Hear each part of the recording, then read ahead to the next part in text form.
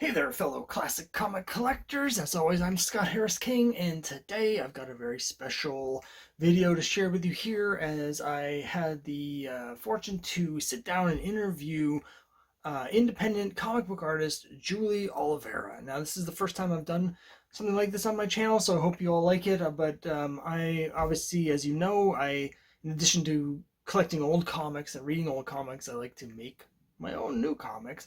And Julie Oliveira is a professional artist who also does indie comics. And she was gracious enough to agree to do a variant cover for me for the third issue of my series, The Crimebusters, currently on Kickstarter.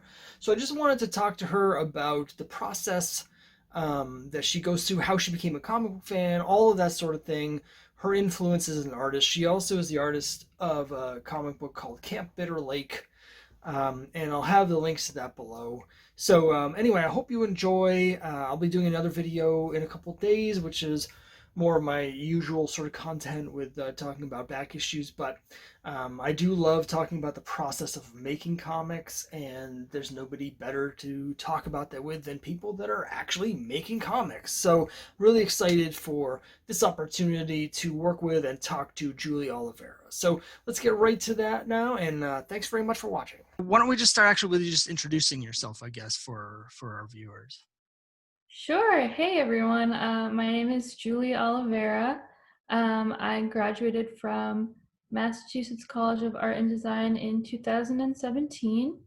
And currently I am a production artist at Fable Vision Studios in Boston.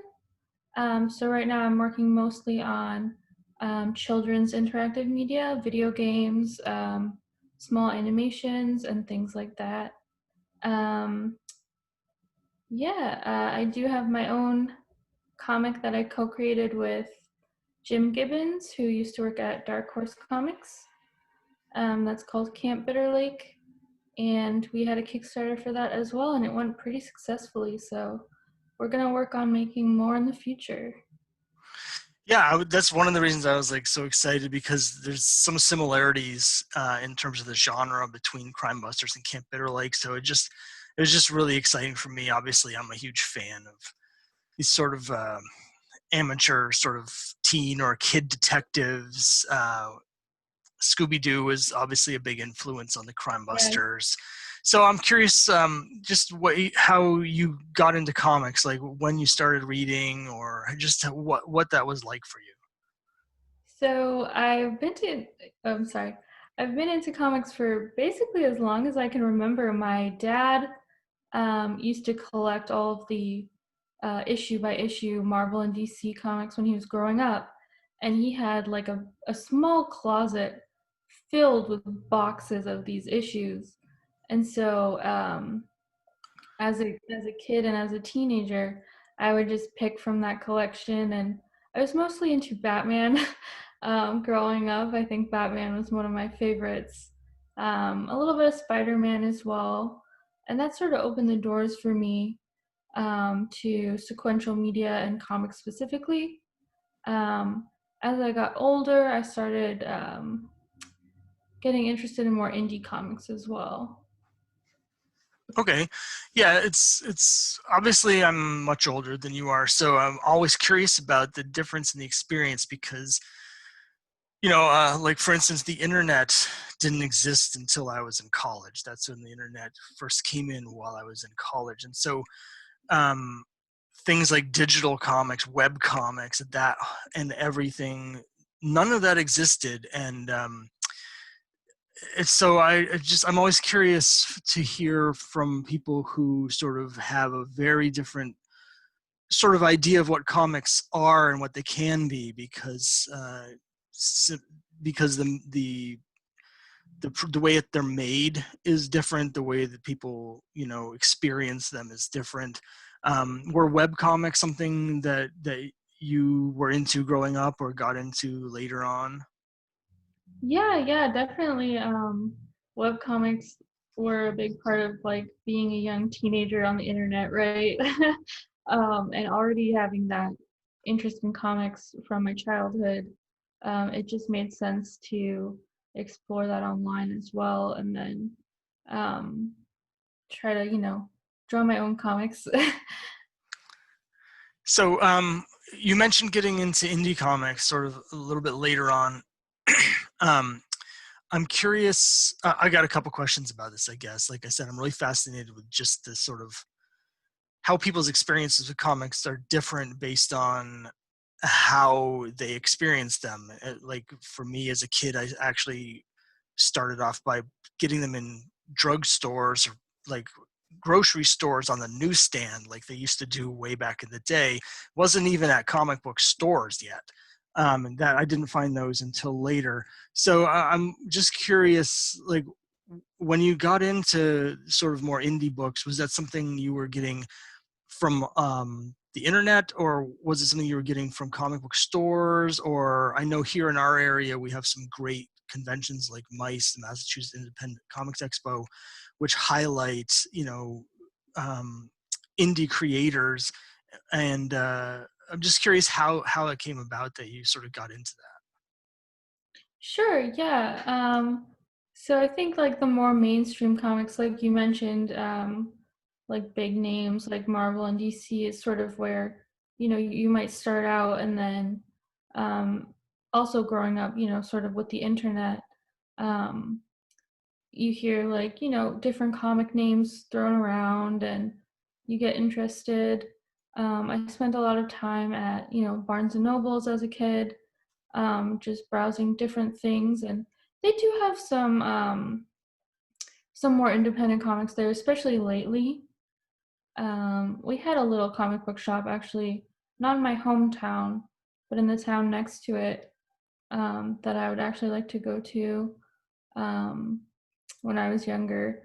And they had some not really local independent comics, but um, just from small publishers and things like that.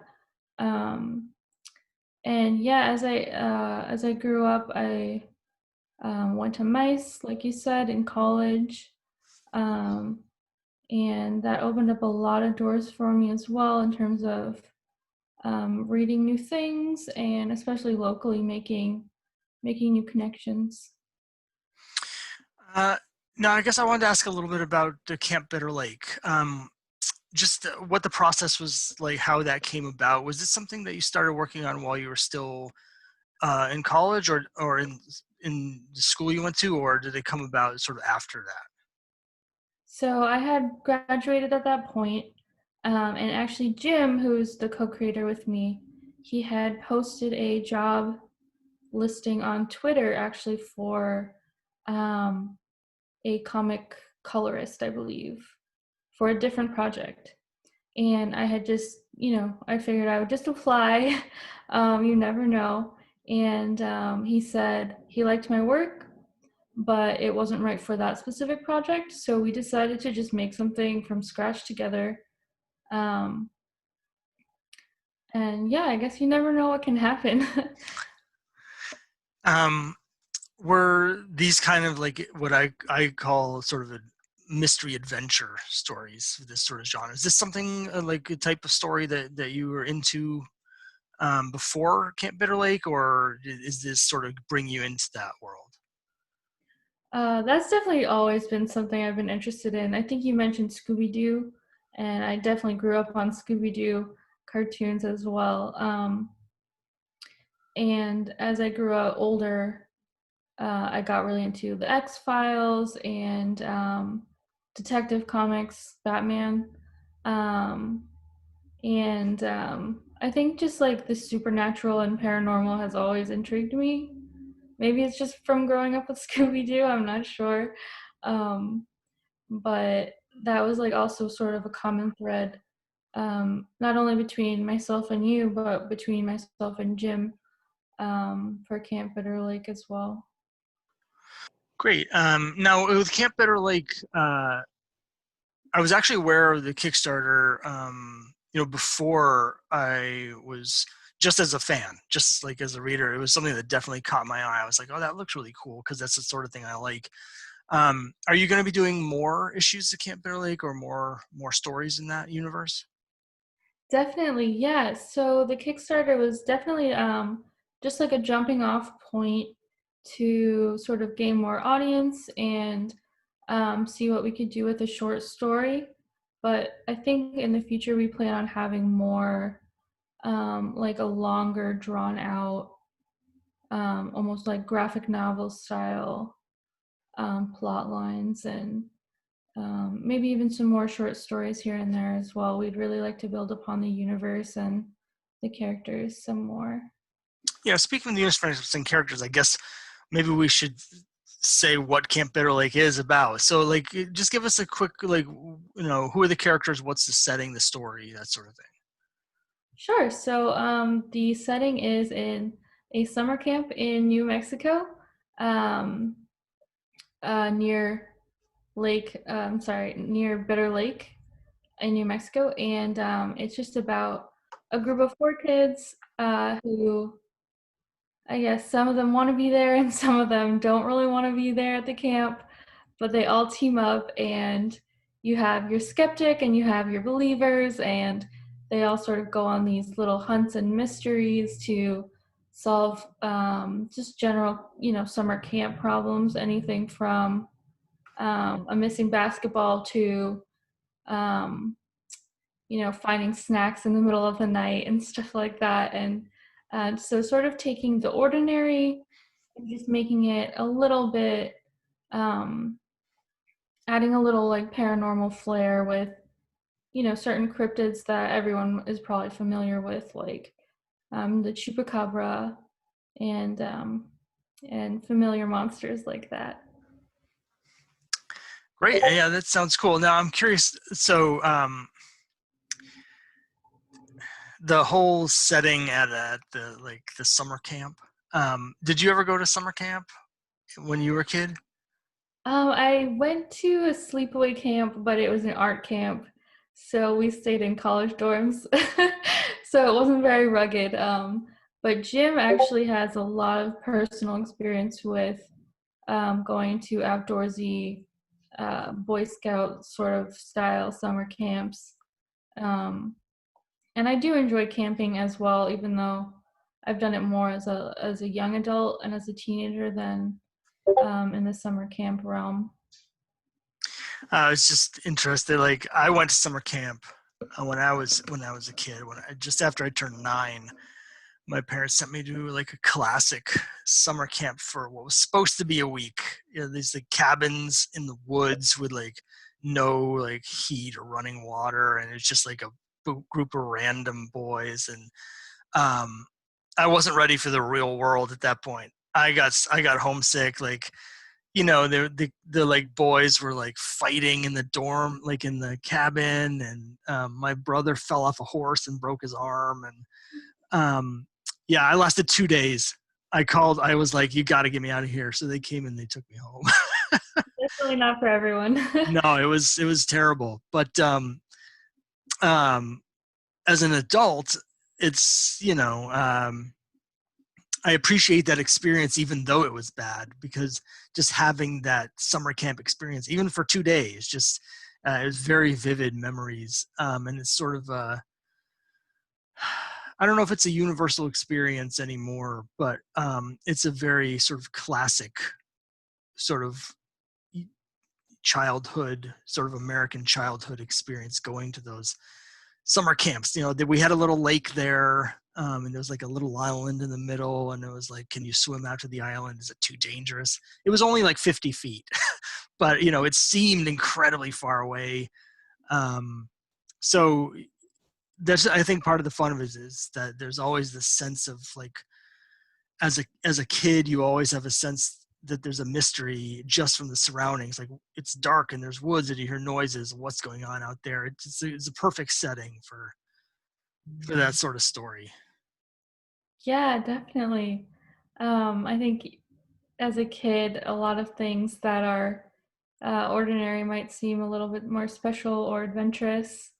Um, and I know that Jim has a lot of like personal camp stories that we'd like to sort of try and work in. Like, I know he's mentioned like a local cryptid that was like specific to his camp and his bunkmates.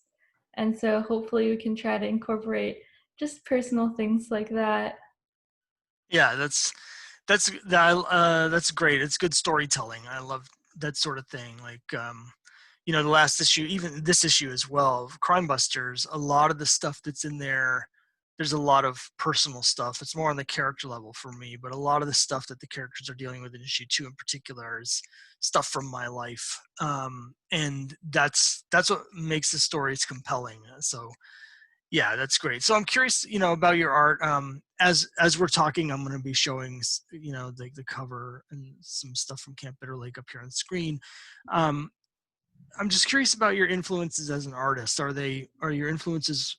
Do you have like specific sort of like comic book artists, or are your influences less from the comic book world and more, other artists, maybe from that work in other fields, or just like what went into developing your style? Um, I think I also grew up reading a lot of manga, which is like Japanese comics basically.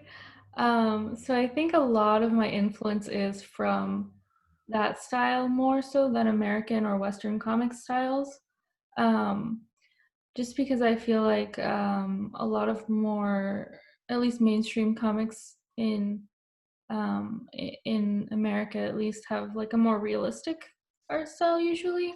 Um, and I also am an animator as well, so I watch a lot of cartoons and sort of those more unrealistic, cartoony, funky styles appeal to me a little bit more. So I would say those inspired me heavily. Yeah, that's interesting. Actually, I love this because, again, growing up, I grew up in a time when there was some independent comics, but Marvel and DC dominated everything, and it was really hard for independent creators to get their work out there because the internet wasn't really a thing yet, and it cost so much to print stuff. And what happened was that there's the older generations of fans who were only basically exposed to one style, that sort of American superhero house art style. And what I love about stuff I'm seeing now on Kickstarter, because that's and what indie shows and stuff, are people that are developing new comic book storytelling styles because their frame of reference isn't just Marvel and DC. It's not just Batman and Spider-Man. It's manga in particular because like in the early 2000s, I worked at Barnes and Noble for a while, and that's when we first started getting these manga sections. And there's this whole generation I can see in the art where that is much more the touchstone of where their art influence is coming from. And I love it because it opens things up to all sorts of different ways of thinking when we have artists that aren't stuck in the I have to draw just like Neil Adams drew in 1970, that we can do all this stuff. um, I'm I grew up, we started getting anime when I was a little kid, 1980. We started getting these anime shows on TV here in Boston. And so that's something I've always been interested in. My wife actually, before we met, got so into anime and manga that she moved to Japan for a year. So I love seeing that, and I love seeing the new ways people think about art and how to create comics that's not stuck in this one rut that we were in as an industry for so long. So one of the reasons I love Kickstarter so much is all the new voices and new ways of looking at comics, things that can be done in the medium. I'm curious, do you have, I kind of know the answer to this because I follow you on Instagram, and I've seen your website. So I know that you have projects other than Camp Bitter Lake and other than the stuff you did for me on Crimebusters. But I'm going to ask you anyway and pretend I don't know the answer. Do you have any other comic projects that you're working on or that you're putting out there that people can take a look at? Yeah, so I actually did a sort of one-off comic with a writer for it was sort of for like COVID relief for retail workers. So we do have that comic insider project, um, and there's like a bunch of people that worked on that, and that was a great effort. We raised a good amount of money. for a good cause. And that was just, like a brief little one-off comic that I worked on. Um, but I think I'd like to work on more sort of solo comics too, as well, because I think I don't know. I'm just like a little bit obsessed with the medium and watching other artists online, like you mentioned, like just the influence of being not only like a consumer on the internet, but also a creator on the internet. You're just constantly inspired by other people. It's just unavoidable. So I think I'd like to do a lot more with, just like personal comics or even autobiographical comics are really popular now as well. Yeah, I love seeing that. I was really disappointed, of course. Well, it's 2020, so I've been disappointed in almost everything this year, but specifically, Mice is like, for me, it's like the best comic book show of the year, and I love going to Mice. Some point, I hope to have a table there. Hasn't happened yet, but I was able last year, for instance, since I'm part of the Boston Comics Roundtable, I manned the booth there for a while, so I was able to bring my comic there. But it's so great to see all of the people making their own comics, and one thing that's really big there is a lot of autobiographical comics, slice of life stuff that is really interesting. Just the breadth of stuff that you can find at Mice that people are putting out there and creating is just, it's really inspiring. The first time I went to Mice, I had never made my own comic. I always wanted to, but was insecure about my art. And so I was like, I'm not sure I'm good enough to draw this. And I went to Mice, and it was so inspiring to see all these people and get all these comics from people of all different skill levels, um, who basically just loved comics so much that they're just compelled to make them, and that really inspired me to do the Crimebusters, because I was like, you know what, I should just do it. Let's just do it. So um, I was really disappointed that Mike's, they went digital this year, online, but it's not the same thing. It's just the experience of just being surrounded by that energy that's there from all the people doing their stuff. Oh yeah, there's just something about being in a room with like, I don't know, 20 or 30 other like-minded people and artists and writers, and just going to see, like, you can go to one booth and it's, a completely different style and structure from a comic at the next booth. And I think I really missed mice this year as well. But hopefully next year, maybe things will be better. I certainly hope so. Um, well, why don't we just end by, if you could just tell us like where people can find your work online, and if you're working on any projects that are about to come out, anything like that, just like so that people can know where to find your stuff. Sure. You can always find me at julieolivera.com, and on Instagram and Twitter, I am Burshow, which is Burrsho.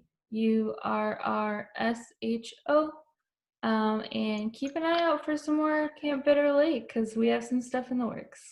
Yeah, and when that comes out, I'll definitely make sure to let everyone know that it's out, because it's really cool. So, well, thanks very much for joining me. You can, anyone who's watching this in the first 2 weeks when it comes out, you can get Julie's cover for the Crimebusters #3. The Trixie's Mysteries Book 3 variant cover is on the Kickstarter right now. And thanks very much for joining me. Thank you for having me, Scott. Sure, my pleasure.